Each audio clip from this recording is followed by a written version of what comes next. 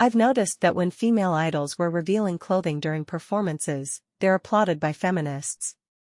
But when they cover up their bodies, those same feminists insult them for not being liberated. Even when it's the same idol, one day dressing provocatively and the next choosing to cover herself, she's insulted for the latter but praised for the former. I remember when Suki's fan cam went viral, and aside from the mockery over her facial expressions, there were comments from women mocking the idol's outfit, saying they'd be ashamed to dress like a grandmother. And that made me wonder, don't feminists always preach one of their most famous phrases, a woman can dress however she wants? So why do they attack girls who choose not to show their bodies? The core contradiction, a woman can dress however she wants. Are you sure? One of the most popular slogans by feminists on social media is exactly that, a woman can dress however she wants. And yet, just by scrolling through fancams or posts of female idols, something alarming becomes clear. When an idol chooses to dress modestly or in a way considered conservative, the harshest critics are other women. When Suki went viral, not just for her expressions but her modest outfit, she was the target of comments like, "I'd be ashamed to dress like a grandma." Isn't the idea supposed to be that a woman's choice, whether to reveal or conceal, is to be respected? If the same idol wears something provocative the next day, she's suddenly applauded. But if she covers up, she's accused of betraying the ideal. This shows that the issue isn't the clothing itself, but the ideological expectations attached to it. True freedom isn't allowed, only what fits the mold of viral feminism. Hyuna and the feminist idol who never was. Hyuna's case is especially telling. She never publicly identified as a feminist, yet many female fans assumed she was one simply because of her sexy performances and sensual aesthetic. When she announced her marriage, the same people who applauded her suddenly criticized her, as if she'd betrayed a movement she never consciously joined. This reveals how ideological expectations get projected onto artists, regardless of their actual beliefs. Worse, when these imagined ideals aren't met, the idol is punished for not living up to something she never claimed to be. This is more about fetishizing feminism than genuinely supporting women's freedom. I.D.L.E. and the ideological brainwash of Nude. A controversial point in this debate is the song Nude by I.D.L.E. Many praise it as a modern feminist anthem. But if you critically analyze the lyrics, a dangerous message emerges: I was born nude. The pervert is you. Phrases like that, when taken literally, promote a narrative that confuses freedom with out-of-context provocation. Can we really justify any kind of public exposure by blaming the viewer as the problem? At what point does this philosophy start justifying behavior that would be clearly inappropriate in any other setting? Let me spell it out. Imagine a kindergarten class full of children under 7 years old.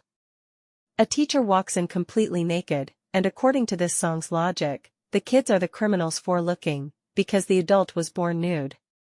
Now flip the scenario, what if it was a male teacher?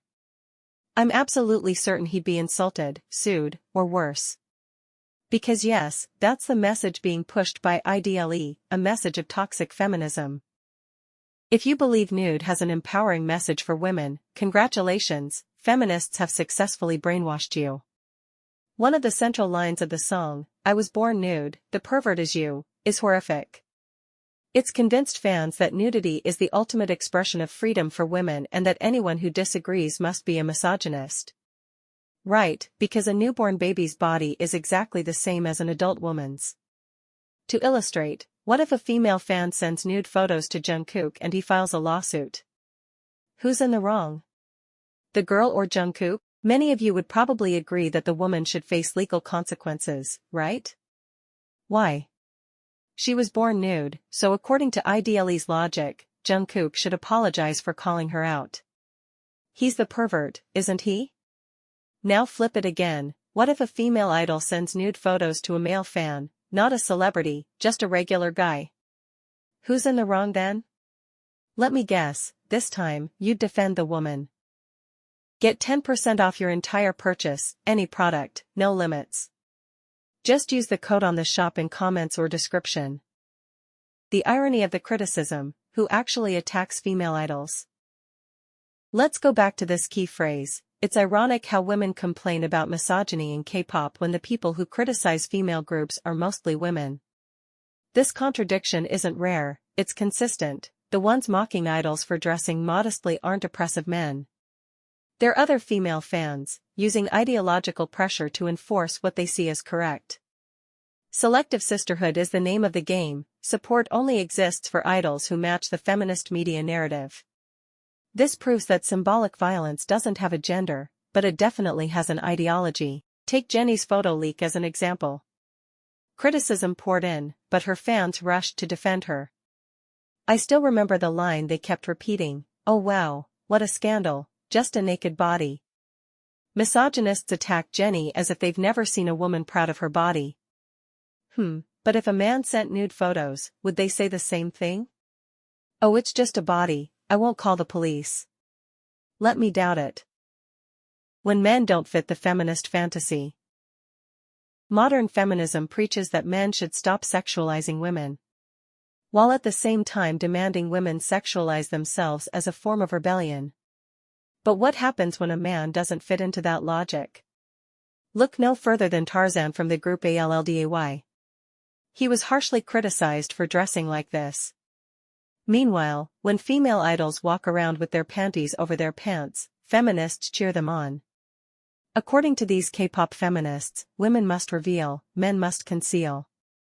Isn't that a form of misogyny against men? The chest debate, respect is not misogyny. Another ridiculous comparison often made is between women's chests and men's.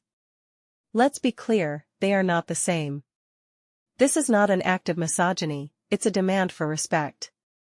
The male chest is culturally and biologically closer in context to a woman's back, while the female chest is an intimate area, and exposing it publicly is inherently vulgar. It's not a double standard, it's a recognition of how society functions. We don't live in a jungle, we live in a society governed by boundaries. Your rights end where others' rights begin, and exposing intimate parts in public violates that principle. It's not just about what a person feels free to do, but how those actions affect the collective environment. Even worse than public exposure is making symbolic references to those parts, like in the teaser for Irene, where a seashell was shown clearly representing female genitalia. Those of us who found it vulgar and unnecessary were immediately labeled as misogynists by feminists, but calling out something inappropriate is not hate, it's a defense of shared social norms. Normalizing the sexualization of intimate areas under the label of art or empowerment only lowers the threshold of public decency. True respect is knowing there's a time, place, and context for everything, and that being a woman doesn't require crossing those lines to feel valued or strong. When crime becomes a right. There was a time when those with twisted desires had to resort to deepfakes or altered photos to see idols with little clothing. Today, that's no longer necessary. Exposing their bodies has been framed as a right, and nearly a duty for idols under the banner of feminism. What used to be considered immoral or exploitative is now presented as empowerment. As a result, the pervert no longer needs to cross legal boundaries, he gets what he wants with society's blessing. The idol who reveals her body is now praised, celebrated, and rewarded. Feminism in K-pop, far from empowering, has often become a tool to mold, control, and punish. Provocative behavior is applauded only when it fits the narrative. Modesty is insulted if it challenges the fantasy of imposed freedom. Today, those who claim to fight misogyny have created a new type of misogyny, one where women are only accepted if they act the way they're expected to. A misogyny where if an idol doesn't show skin, she's repressed.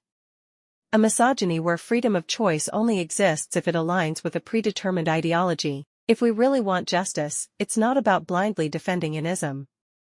It's about respecting diversity of beliefs, bodies, decisions, silences, and voices, without enforcing ideological molds on real human beings. Because true freedom begins, and ends, with the ability to choose without fear of being applauded or cancelled.